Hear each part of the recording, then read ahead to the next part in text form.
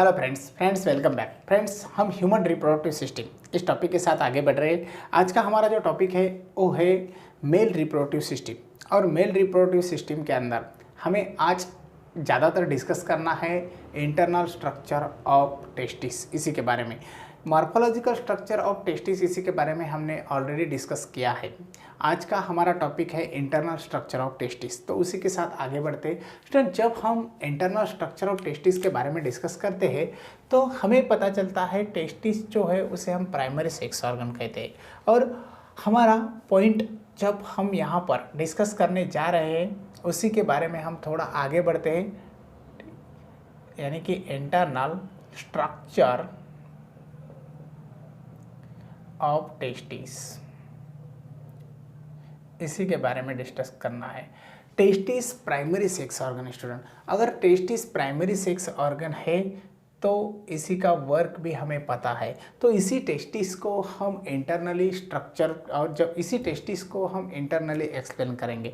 Internal structure किस तरह से होता है उसी के बारे में डिस्कस करेंगे। स्टूडेंट, जब इंटरनल स्ट्रक्चर हम एक्सप्लेन करते हैं तो टेस्टिस के इंटरनल स्ट्रक्चर के अंदर हमें डिफरेंट पार्ट्स दिखाई देते हैं, और जो डिफरेंट पार्ट्स है उसी की कुछ लिस्ट करना है। सबसे पहले और फर्स्ट पार्ट जो हम एक्सप्लेन करने वाले हैं और जो डिस्कस कर रहे हैं उसी पार्ट को हम कहते हैं ट्यूनिका वजाइनैलिस। क्या कहते हैं स्टूडेंट? ट्यूनिका वजाइनैलिस। ट्यूनिका वजाइनैलिस क्या है? ट्यूनिका वजाइनैलिस एक कवरिंग है, इसके बारे में डिटेल डिस्कस हम करेंगे। और ऑलरेडी हम इसी पॉइंट को थोड़ा जानते हैं। क्यों जानते हैं? क्योंकि हमने इस पॉइंट के बारे में डिस्कस किया था मॉर्फोलॉजिकल स्ट्रक्चर के अंदर। तो चलो, ट्यूनिका वजाइनैलिस के बाद हमें नेक्स्ट स्ट्रक्चर यहाँ पर एक्सप्लेन करना है जिसे हम कहते हैं ट्यूनिका अल्ब्यूजिना। इसी को हमें एक्सप्लेन करना है स्टूडेंट, यानी कि नेक्स्ट स्ट्रक्चर जो है, नेक्स्ट पार्ट जो है वो है ट्यूनिका अल्ब्यूजिना। थर्ड पार्ट हम देखते हैं जिसे कहते हैं टेस्टिक्युलर सेप्टम। ठीक है, टेस्टिकुलर सेप्टम। उसके बाद स्टूडेंट अनदर पार्ट है, जो पार्ट फोर्थ वन हम यहाँ पर लिखेंगे जिसे कहते हैं टेस्टिक्युलर कंपार्टमेंट। ठीक है, इसी तरह से। उसके बाद स्टूडेंट नेक्स्ट स्ट्रक्चर हमें वहाँ पर दिखाई देता है, जो स्ट्रक्चर है उस स्ट्रक्चर को हम कहते हैं सेमिनिफेरस ट्यूब्यूल्स।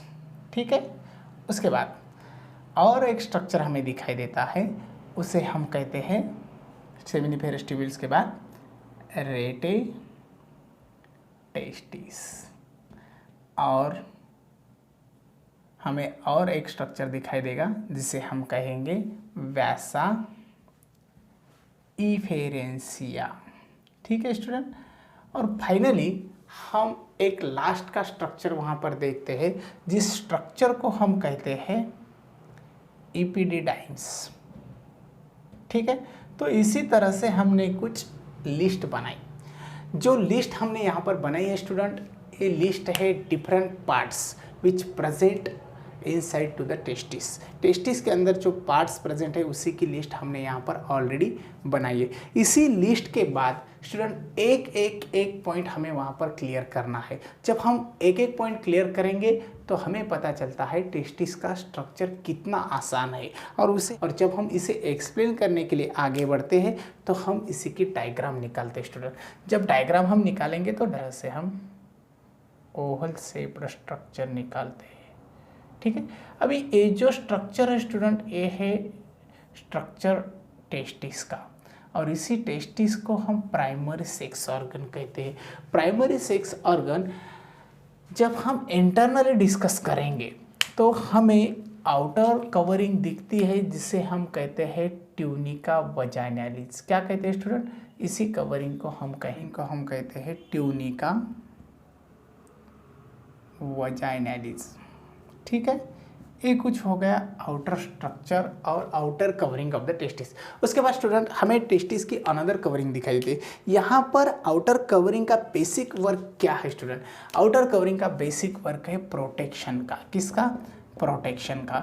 यानी कि एक कवरिंग प्रोटेक्शन के लिए हेल्प करती है। हमें पता है टेस्टिस के अंदर स्पर्मेटोजेनेसिस प्रोसेस कंप्लीट होती है। अगर स्पर्मेटोजेनेसिस प्रोसेस टेस्टिस के अंदर कंप्लीट हो रही है तो उसी स्पर्म सेल को प्रोटेक्ट करना और इंटरनल पार्ट्स को भी प्रोटेक्ट करना बहुत ज़रूरी होता है। तो उसी पार्ट को प्रोटेक्ट करने के लिए जो कवरिंग डेवलप हुई है उसे हम ट्यूनिका वजाइनालिस कहते हैं। यानी कि Tunica vaginalis, it is outermost covering that is responsible to protect the internal structure of the testis। उसके बाद अनदर एक कवरिंग दिखती है जो कंटिन्यू है और उसी के बारे में हमें ज़्यादा डिस्कस करना पड़ेगा, बहुत इंपॉर्टेंट है स्टूडेंट।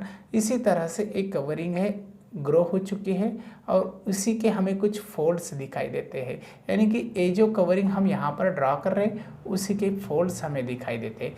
और जब फोल्ड्स दिखाई देंगे तो हम उसी कवरिंग को एक अलग नाम से जानते हैं, जो नाम हमें बहुत इंटरेस्टेड है और हमें एग्ज़ाम के दौर पर भी इम्पोर्टेंट लेबलिंग वहाँ पर देखना पड़ेगी और एक एग्ज़ाम के दौर पर भी बहुत इम्पोर्टेंट वहाँ पर नाम है। तो चलो एक इसी तरह से हमें कुछ कंपार्टमेंट दिखते हैं, कुछ यहाँ पर फोल्ड्स दिखते हैं सेकंड कवरिंग के अंदर। जो सेकंड कवरिंग है वो तो इनर फोल्डिंग है इसी तरह से। अब यहाँ पर देखो स्टूडेंट, सेकंड जो हमने यहाँ पर कवरिंग ड्रॉ की है, जो लेबलिंग उसे हम करेंगे तो हमें पता चलता है ये जो कवरिंग है इसे हम कहते हैं tunica albuginea. Tunica albuginea. Tunica albuginea is a second layer of the testis और इसी लेयर को हमें कुछ फोल्ड्स दिखाई देते हैं और जो फोल्ड्स है स्टूडेंट उसी फोल्ड्स की हेल्प से यहाँ पर कंपार्टमेंट फॉर्म होते हैं। क्या होते हैं? कंपार्टमेंट। और जो कंपार्टमेंट फॉर्म हो रहे वो कंपार्टमेंट रिस्पॉन्सिबल है डिफरेंट सेमिनिफेरस ट्यूब्यूल्स को अलग करने के लिए। तो यहाँ पर जो कंपार्टमेंट फॉर्म हो गए उसी कंपार्टमेंट के बारे में हम जब डिस्कस करते हैं तो यहाँ पर नियर अबाउट 200 to 300 कंपार्टमेंट्स है स्टूडेंट। कितने हैं? 200 to 300 कंपार्टमेंट्स। और इसी कंपार्टमेंट को हम क्या कहते हैं? तो इसी कंपार्टमेंट को हम कहते हैं टेस्टिक्यूलर कंपार्टमेंट। क्या कहते हैं? Testicular compartment. ठीक है, इसी तरह से ये टेस्टिक्यूलर कंपार्टमेंट होगा। कंपार्टमेंट के अंदर हमें नेटवर्क दिखता है और जो नेटवर्क है वो नेटवर्क कुछ ट्यूब्यूल्स का है। जैसा कि यहाँ पर देखो हम ड्रॉ करते हैं नेटवर्क ट्यूब्यूल्स का। ठीक है स्टूडेंट, इसी तरह से नेटवर्क दिखता है और जो नेटवर्क हमें दिखाई दे रहा है वो कुछ इस तरह से है।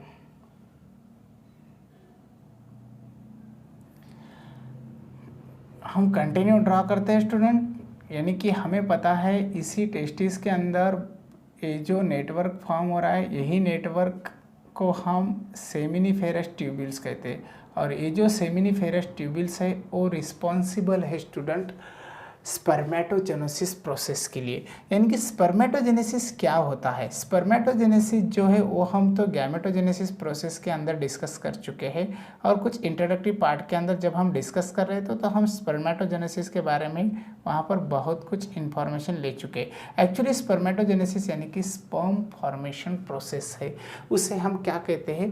स्पर्मेटोजेनेसिस। और इसी स्पर्मेटोजेनेसिस प्रोसेस जो चलती है वो चलती है सेमिनिफेरस ट्यूब्यूल्स के अंदर। अगर ये सेमिनिफेरस ट्यूब्यूल्स के अंदर चल रही है तो हम इसे क्या कहेंगे? इसे हम कहेंगे इम्पॉर्टेंट स्ट्रक्चर। और यही स्ट्रक्चर बहुत इम्पॉर्टेंट है स्पर्म सेल फॉर्म होने के लिए। इसी के ओपनिंग के बारे में भी हम डिस्कस करते हैं स्टूडेंट। ये जो नेटवर्क है ये नेटवर्क कुछ इस तरह से है और इसी की जो ओपनिंग है वो कुछ इस तरह से हमें अलग जगह पर दिखाई देती है। यहाँ पर जो नेटवर्क फॉर्म हो चुका है इसी नेटवर्क को हम कहेंगे सेमिनिफेरस ट्यूब्यूल्स। क्या कहेंगे? Seminiferous tubules. और जो सेमिनिफेरस ट्यूब्यूल्स है स्टूडेंट, इसी ट्यूब्यूल्स को हम स्पर्मेटोजेनेसिस प्रोसेस के अंदर बहुत अच्छी तरह से एक्सप्लेन कर सकते हैं। स्पर्मेटोजेनेसिस प्रोसेस के लिए इसे बहुत ज़्यादा इम्पॉर्टेंट है। सेमिनिफेरस ट्यूब्यूल्स एक कंपार्टमेंट में 1 से 3 तक प्रेजेंट रहते हैं, means near about 1 to 3 tubules are present. कितने हैं? 1 और 3। और एक टेस्टिस के अंदर it is near about 900 tubules. कितने हैं? 900 ट्यूब्यूल्स एक टेस्टिस के अंदर प्रेजेंट है, इसीलिए इसी का इम्पोर्टेंट बहुत ज़्यादा है। और इसी का बेसिक वर्क है स्पर्मेटोजेनेसिस। क्या है? स्पर्मेटोजेनेसिस। ठीक है। उसके बाद थोड़ा आगे बढ़ते हैं। जब हम आगे बढ़ेंगे तो हमें और बहुत इंटरेस्टेड और इम्पोर्टेंट स्ट्रक्चर दिखाई देता है। जो स्पर्मेटोजेनेसिस सेल है, जो स्पर्मेटोजेनेसिस ट्यूब्यूल्स है सॉरी, तो इसी ट्यूब्यूल्स की ओपनिंग हमें यहाँ पर देखना पड़ेगी। यही जो ट्यूब्यूल्स है वो ट्यूब्यूल्स एक ब्रॉड नेटवर्क के अंदर ओपन्स होते हैं। और जो नेटवर्क यहाँ पर है वो नेटवर्क कुछ इस तरह से स्टूडेंट, इसी नेटवर्क को क्या कहना चाहिए? इसी नेटवर्क को हम कहते हैं रेटेटेस्टिस। क्या कहते हैं? रेटेटेस्टिस। यानी कि इसी की ओपनिंग चल रही है, वो चल रही है रेटेटेस्टिस के अंदर। कहाँ पर चल रही है? रेटेटेस्टिस। और जो रेटेटेस्टिस है वो स्ट्रक्चर यहाँ पर ओपन होता है कुछ अनादर नेटवर्क के साथ। और जो अनादर नेटवर्क है वो कुछ इस तरह से है। जो अनादर नेटवर्क है स्टूडेंट, उसी अनादर नेटवर्क को हम अलग नाम से जानते हैं और वो नाम हमें सबको पता है। जैसा कि यहाँ पर हम इसे कंप्लीट करेंगे। हम कंप्लीट करते हैं और स्ट्रक्चर को ड्रा करते हैं। जब हम इसे ड्रा करेंगे तो यहाँ पर जो नेटवर्क हमें दिखाई दे रहा है उसी नेटवर्क का नाम भी हम यहाँ पर लिखते हैं। चलो, इस तरह से स्ट्रक्चर है। अब यहाँ पर देखो, जो रेटेटेस्टिस की ओपनिंग है वो एक इस तरह से नेटवर्क के साथ है। और इसी नेटवर्क को हम क्या कहेंगे? तो इसी नेटवर्क को हम कहते हैं वैसा इफेरेंसिया। क्या कहते हैं स्टूडेंट? वैसा इफेरेंसिया। वैसा इफेरेंसिया। स्टूडेंट, वैसा इफेरेंसिया जो है वो ओपन्स होता है अनदर स्ट्रक्चर में, और जो स्ट्रक्चर थोड़ा ब्रॉड है और रिस्पॉन्सिबल है। किस लिए? तो वो रिस्पॉन्सिबल है वहाँ पर स्टोर करने के लिए स्पर्म सेल को। इसी तरह से हम इसे ड्रा करेंगे और इसी स्ट्रक्चर को हम यहाँ पर ड्रा करने के बाद हमें पता चलता है इसी स्ट्रक्चर का डेफिनेट साइज और डेफिनेट इसी का स्ट्रक्चर। इसी तरह से वो स्ट्रक्चर है जिसका नाम है इपिडिडाइम्स। क्या है? इपिडिडाइम्स, और इसे डायमिस भी कहते हैं। Epididymis, it is the structure that responsible to store sperm cell for some period, और कुछ कालावधि के लिए और सम टाइम के लिए वहाँ पर इसी स्पर्म सेल को वो स्टोर करता है। उसके बाद स्टूडेंट, जो स्पर्म सेल आ रहे हो वो यहाँ पर स्टोर हो सकते हैं। तो ये जो स्ट्रक्चर हो चुका है ये हो चुका है वैसा इपेरेंसिया का। अभी स्टूडेंट हमने क्या देखा, इसी के बारे में हम एक बार टोटली स्ट्रक्चर को रिवाइज करेंगे। जैसा कि देखो स्टूडेंट, हमने सबसे पहले आउटर कवरिंग यहाँ पर दिखाई है, जिस आउटर कवरिंग को हम कहते हैं ट्यूनिका वजाइनालिस। ट्यूनिका वजाइनालिस, ये जो कवरिंग है उसी का नेचर प्रोटेक्टिव है। किस तरह का है?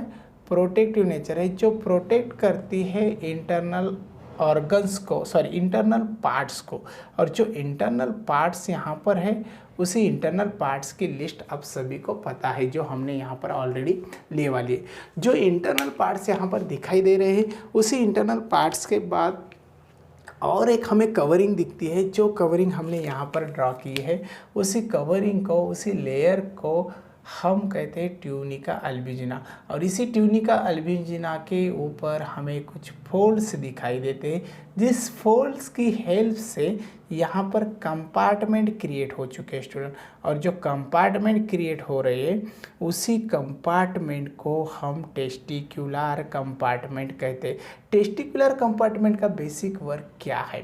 टेस्टिकुलर कंपार्टमेंट सेपरेट करता है सेमिनिफेरस ट्यूब्यूल्स को। और यहाँ पर हमें जो नेटवर्क दिखाई दे रहा है वो कुछ इस तरह से सेमिनिफेरस ट्यूबल्स का है। सेमिनिफेरस ट्यूबल्स के अराउंड में हमें कनेक्टिव टिश्यूज़ दिखाई देते हैं और इसी कनेक्टिव टिश्यूज़ के साथ यहाँ पर कंपार्टमेंट में प्रेजेंट है सेमिनिफेरस ट्यूबल्स। यही ट्यूबल्स रिस्पॉन्सिबल है स्पर्मेटोजेनेसिस प्रोसेस के लिए। एक्चुअली स्पर्मेटोजेनेसिस क्या है? स्पर्मेटोजेनेसिस एक प्रोसेस है स्टूडेंट, जिस प्रोसेस की हेल्प से स्पर्म सेल प्रोड्यूस होते हैं मेल के अंदर, यानी कि spermatogenesis process responsible to produce sperm cells. ठीक है, उसके बाद स्टूडेंट हमें स्पर्मेटोजेनेसिस प्रोसेस के बाद जो स्ट्रक्चर यहाँ पर हम ऑलरेडी एक्सप्लेन कर चुके हैं, उसी स्ट्रक्चर के अंदर हम स्पर्मेटोजेनेसिस प्रोसेस के बारे में तो डिस्कस कर चुके हैं। उसके बाद हमें पता चलता है एक्चुअली जो सेमिनिफेरस ट्यूबल्स है, उन्हीं सेमिनिफेरस ट्यूबल्स का जो स्ट्रक्चर है वो स्पर्म प्रोड्यूस करने के लिए हेल्प करता है और इसी सेमिनिफेरस ट्यूबल्स के साथ जो स्पर्म सेल फॉर्म हो रहे उन्हीं स्पर्म सेल को आगे ट्रांसपोर्ट किया जाता है और जब ये स्पर्म सेल ट्रांसपोर्ट होते हैं तो उन्हीं स्पर्म सेल का ट्रांसपोर्टेशन चलता है स्टूडेंट रेटे टेस्टिस के अंदर।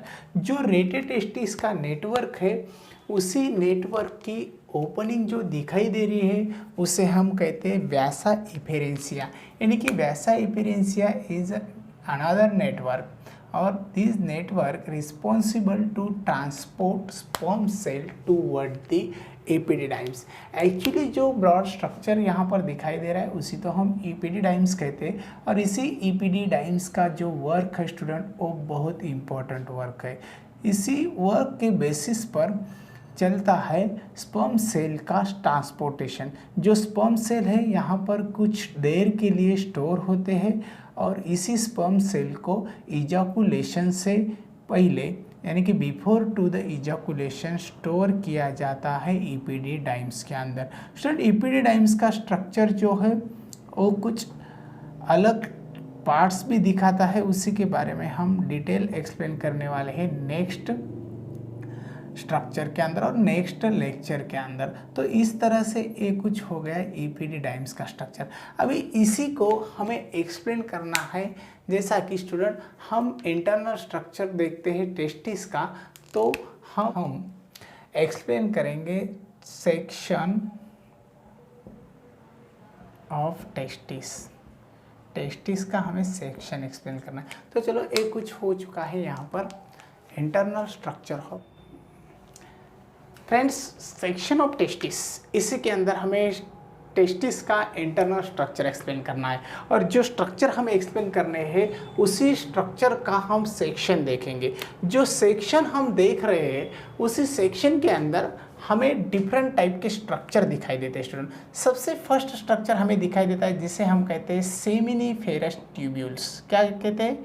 Seminiferous tubules. सेमिनिफेरस ट्यूब्यूल्स जो है उसी का इम्पोर्टेंस बहुत ज़्यादा है, जो स्पर्मेटोजेनेसिस के लिए हेल्प करते हैं। उसके बाद नेक्स्ट है जिसे हम कहते हैं सेरेटोली सेल। नेक्स्ट स्ट्रक्चर क्या है स्टूडेंट? सेरेटोली सेल्स। थर्ड स्ट्रक्चर भी हमें वहाँ दिखाई देता है। जो थर्ड स्ट्रक्चर है उसे कहते हैं हम जर्माइनल सेल। क्या कहते हैं हम उसे? जर्माइनल सेल। ठीक है, थर्ड वन। उसके बाद फाइनली स्टूडेंट हमें और एक स्ट्रक्चर दिखाई देता है जो बहुत इंपॉर्टेंट स्ट्रक्चर है, जिसे की हेल्प से एक टोटल स्ट्रक्चर फॉर्म हो चुका है, उसे हम कहते हैं कनेक्टिव टिश्यूज। क्या कहते हैं? Connective tissues. ठीक है, उसके बाद और एक स्ट्रक्चर हम एक्सप्लेन करेंगे, दैट इज जो स्ट्रक्चर हम यहाँ पर लिख रहे हैं वो रिस्पॉन्सिबल है कुछ प्रोडक्शन के लिए और एक्चुअली वो क्या प्रोड्यूस करता है? तो वो हार्मोन्स प्रोड्यूस करता है, उसी के बारे में लिखेंगे हम। लेडिग्स सेल्स। जो लेडिग्स सेल्स है वो कुछ सेक्स हार्मोन्स प्रोड्यूस करती है। उसके बाद ये कुछ हो गया इंटरनल स्ट्रक्चर के बारे में। इंटरनल स्ट्रक्चर के बारे में जब हम इसी टोटल लेबलिंग को देखते हैं तो उसी तरह से हम डायग्राम ड्रॉ करेंगे। स्टूडेंट जो डायग्राम हम ड्रॉ कर रहे हैं वो कुछ इस तरह से है। सेक्शन के तौर पर हम बता रहे हैं स्टूडेंट, क्या सेक्शन के तौर पर। इसी तरह से ये कुछ हो गया इंटरनल सेक्शन। जो सेक्शन की तौर पर हमने यहाँ पर डायग्राम निकाली है उसी के अंदर हमें कुछ इस तरह से सेल दिखाई देते हैं, और जो सेल हमें दिखाई दे रहे हैं वो कंटिन्यू है स्टूडेंट। उसी कंटिन्यू सेल को हम ड्रा करते हैं, और जब ड्रा करते हैं तो हमें वहाँ पर स्ट्रक्चर के बारे में डिस्कस करना बहुत आसान हो जाता है। यानी कि इसी डायग्राम को हमें एग्ज़ाम में पूछा जाता है, बोर्ड एग्ज़ाम में भी पूछा जाता है, और यही पार्ट इम्पॉर्टेंट है स्टूडेंट नीट एग्ज़ाम के लिए, तो वहाँ पर भी इससे ज़्यादा इम्पॉर्टेंट है। और ज़्यादा इम्पॉर्टेंट रहने के साथ हमें वहाँ पर मार्क्स लेने के लिए बहुत अच्छा, और यहाँ पर एक अच्छा पार्ट दिखाई दिए वाला है जो मार्क्स लेने के लिए हमें हेल्प करता है। तो इसी तरह से ये जो सेल्स है, इसी सेल को हम जर्माइनल सेल कहते हैं स्टूडेंट। एक्चुअली जो जर्माइनल सेल्स है हम कंप्लीट करेंगे तीनों स्ट्रक्चर के अंदर इसी तरह से। और जो सेक्शन यहाँ पर दिखाई दे रहा है वो तो इंटरनल सेक्शन है टेस्टिस का, और जो हम यहाँ पर कंटिन्यू ट्यूब्यूल्स निकाल चुके हैं उसे तो हम कहते हैं सेमिनिफेरस ट्यूब्यूल्स। लेकिन स्टूडेंट ये हो गए सेमिनिफेरस ट्यूब्यूल्स, क्या हो गए सेमिनिफेरस ट्यूब्यूल्स, ठीक है। अभी जो सेमिनिफेरस ट्यूब्यूल्स हमने निकाले हैं उसी ट्यूब्यूल्स के अंदर हमें दिखाई देते हैं, इसी सेल को हम कहते हैं जर्माइनल सेल्स। क्या कहते हैं स्टूडेंट इसे, जर्माइनल सेल्स। उसके बाद अनदर सेल्स हमें दिखाई देते हैं, जो सेल्स है उसे हम न्यूट्रिटिव सेल भी कहते हैं, जो इस तरह से स्ट्रक्चर दिखाई देता है, ठीक है। हम यहाँ पर टोटली स्ट्रक्चर के अंदर इसे निकालेंगे, इसी तरह से स्ट्रक्चर दिखाई देता है स्टूडेंट। न्यूट्रिटिव सेल का स्ट्रक्चर है बहुत इंपॉर्टेंट स्ट्रक्चर है, हर सेमिनिफेरस ट्यूब्यूल्स के अंदर उन्हें प्रेजेंट रहना ज़रूरी है। वो स्ट्रक्चर जो हम यहाँ बता रहे हैं वो तो रिस्पॉन्सिबल है न्यूट्रिशन प्रोवाइड करने के लिए। अभी न्यूट्रिशन कहाँ प्रोवाइड किया जाता है और न्यूट्रिशन किसे प्रोवाइड किया जाता है। न्यूट्रिशन प्रोवाइड किया जाता है डेवलपिंग और प्रोड्यूसिंग स्पर्म सेल को। जो सेल्स प्रोड्यूस हो रहे हैं, जो सेल्स डेवलप हो रहे हैं, उन्हें तो न्यूट्रिशन प्रोवाइड करना ज़रूरी है, और जो न्यूट्रिशन प्रोवाइड कर रहे हैं वो सेल को हम सेरेटोली सेल कहते हैं। इसी तरह से हमने जो स्ट्रक्चर निकाला है ये स्ट्रक्चर है सेरेटोली सेल का, सेरेटोली सेल्स। सेरेटोली सेल्स को हम कहते हैं न्यूट्रिटिव सेल। क्या कहते हैं, न्यूट्रिटिव सेल। क्यों कहना चाहिए इसे न्यूट्रिटिव सेल, क्योंकि इसी सेल का वर्क है न्यूट्रिशन प्रोवाइड करना। क्या करना, प्रोवाइड न्यूट्रिशन, न्यूट्रिशन प्रोवाइड करना। किसे करना स्टूडेंट, टू स्पर्म सेल्स। किसे करना, स्पर्म सेल को न्यूट्रिशन प्रोवाइड करना। उसके बाद जो जर्माइनल सेल्स है वो तो प्रोड्यूस करते हैं स्पर्म सेल्स, यानी कि जब स्पर्म सेल प्रोड्यूस कर रहे हैं तो उसे हम क्या कहेंगे, उसे हम कहेंगे स्पर्मेटोजेनेसिस। क्या कहेंगे, स्पर्मेटोजेनेसिस। और उसे हम कहते हैं प्रोडक्शन ऑफ मेल गैमेट। तो वो वर्क है जर्माइनल सेल का। उसके बाद हमें अनदर स्ट्रक्चर दिखाई देता है, जो स्ट्रक्चर कंटिन्यू है स्टूडेंट। यहाँ से डिस्टर्ब हुए वाला है, यहाँ से पूरी तरह से वो प्रेजेंट है। इसी तरह से इसे क्या कहना चाहिए आप ही हमें बताओ अभी, क्योंकि आप सभी को इसी के बारे में पता है। क्या कहना चाहिए इसे, इसे कहना चाहिए कनेक्टिव टिश्यूज। क्या कहना चाहिए, कनेक्टिव टिश्यूज। तो ये जो स्ट्रक्चर है that is the connective tissue. इसे लेबल करेंगे हम, क्या करेंगे, लेबल करेंगे कनेक्टिव टिश्यू। क्या है, कनेक्टिव टिश्यू, ठीक है।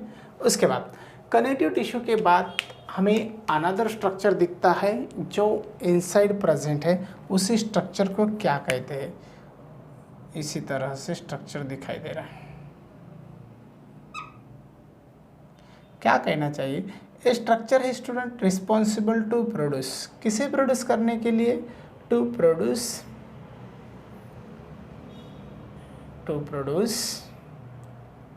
हार्मोन्स, और इसे हम कहते हैं लेडिग्स सेल्स। क्या कहते हैं?